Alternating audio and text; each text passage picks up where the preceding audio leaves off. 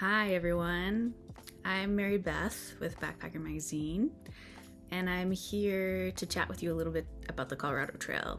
I hiked the Colorado Trail in 2017 from Denver to Durango.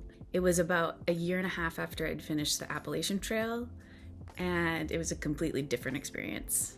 There are many reasons why that's the case. Part of it was that I had much more backpacking experience by the time I made it to the Colorado Trail than I did before the Appalachian Trail. The environments on the AT and the Colorado Trail are just completely different as well. So there are a few things that I wish I might have known before attempting the Colorado Trail, and I'd love to chat with you a little bit about them. The first thing is that water sources are different in Colorado than they are on the East Coast. Most people hike the Colorado Trail, I think they might start in maybe late June or sometime in July. I purposefully chose to hike later, hoping to get views of the changing leaves, which was great in many ways. It was much quieter, the temperatures were a little bit cooler, but many of the water sources were dry. So I would say if you're worried about water sources in Colorado, that it could be beneficial to get an earlier start or to just carry more water on days when you're not exactly sure what the water sources are going to be like. The next thing that I learned is that hanging your food to protect it or to keep it away from bears is challenging in Colorado.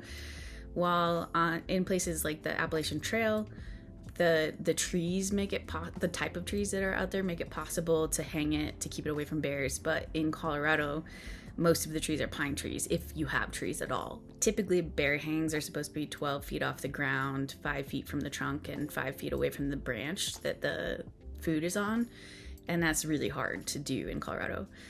At the time, I kind of made the risky decision to just keep it my food away from rodents, so I would just hang it to get it off the ground. But if I were to do it again, there's enough bear activity in Colorado where I think it'd be nice to take a more prudent approach. I'd probably carry a bear-resistant container like the Ursack, and also pack a scent-proof bag on the interior of the Ursack. Just for extra reassurance, afternoon storms are pretty common in Colorado, especially in the Alpine. Depending on the season, you might have afternoon storms every day, you might have a few. I got pretty lucky the year that I hiked the Colorado Trail, but there is one stretch of trail that's maybe 25 or 26 miles it's all above 10,000 feet. And while I was hiking through that section of trail, I looked up at one point, just completely oblivious to the things that were happening, and there were thunderstorms in every direction. So I saw lightning happening in many different directions. I made the decision to bushwhack down the side of the mountain just to take cover and kind of stay out of the high alpine zone during those thunderstorms. I think if I were to hike the Colorado Trail again, that I would just assume that they're going to be thunderstorms in the afternoon and try to time my hikes so I'm at lower elevations afternoon. Another thing that could be helpful is to pack an inReach and to stay updated with the local weather reports. Regarding food supplies, resupplies on the Colorado Trail, it's a little bit different and a little bit less accessible than food would be on the Appalachian Trail.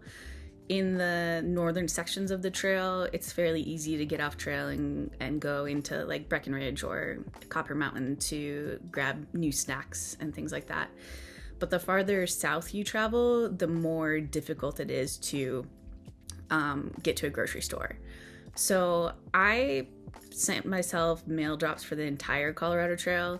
I think if I were to do it again, I would probably resupply in towns in the northern sections of the Colorado Trail and then mail packages in the south, because resupplies in the north, going into town just gives you more options, so you can kind of respond to your cravings as opposed to forcing yourself to eat whatever you put into your mail drops.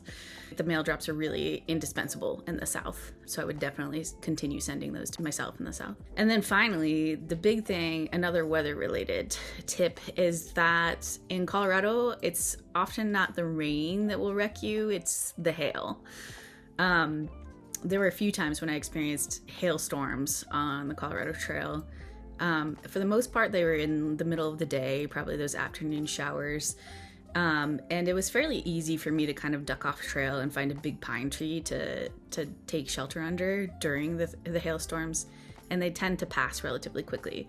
But as I traveled south, I ran into some hikers that said that they had set up their tents one night and then gotten hailed on, and the hail just completely shredded their tents. So I think if I were to hike it again, I would just maybe maintain awareness that hail is a potential obstacle on the Colorado Trail, and that whenever it's possible to safely set up your tent under a big tree branch or something like that, it could create added protection in case it does hail. Thanks so much for reading and listening, and happy trails.